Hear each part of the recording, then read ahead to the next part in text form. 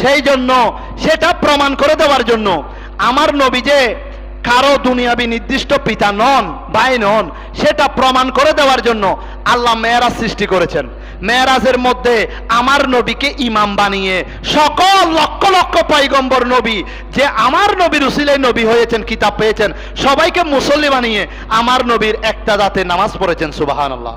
তার মানে প্রমাণ করে দিয়েছেন লক্ষ লক্ষ নবী এসেছেন, চলে গেছেন, আবার মেরাজ করিয়ে ওই আলমে আরওয়াহ দুনিয়ার হিসাবের বাইরে, দুনিয়ার হিসাবের বাইরে আমার নবী সকলের নবী, সকল নবী নবী হয়েছেন আমার নবীর কারণে, আমার নবীর উসিলায়।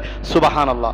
সেই জন্য তো আমরা ঈদে মিলাদুন নবী সাল্লাল্লাহু তাআলা আলাইহি ওয়াসাল্লাম পালন করতে পাগল হয়ে যাই কেন? ঈদে মিলাদুন নবী সাল্লাল্লাহু আলাইহি ওয়াসাল্লাম যদি পাগল না হই, পালন যদি না করেন, তাহলে লক্ষ লক্ষ নবী এসেছে যেগুলি আমার নবীর উসিলায় নবী হয়েছে, আমার নবীর উসিলায় আসমানি কিতাব পেয়েছে, তাহলে সেই নবীদের সুন্নত আদায় করা, সেই নবীদের শুকরিয়া আদায় করাও হবে না। নাউজুবিল্লাহ। মিলাদুন নবীর মাধ্যমে শুধু আমার নবীর শুকরিয়া আদায় নয়, আমার নবীকে নিয়ামত রহমতুল লিল আলামিন হিসেবে পেয়েছি বলে শুকরিয়া আদায় করি তা নয়, লক্ষ লক্ষ নবী যে আমার নবীর উসিলায় দুনিয়াতে এসেছেন সেটারও শুকরিয়া আদায় হয়ে যায়। সুবহানাল্লাহ। এই জিনিসটা বোঝার, এই মেধাটা, এই আকীদাটা বোঝার ক্ষমতা অনেকের কাছে নেই।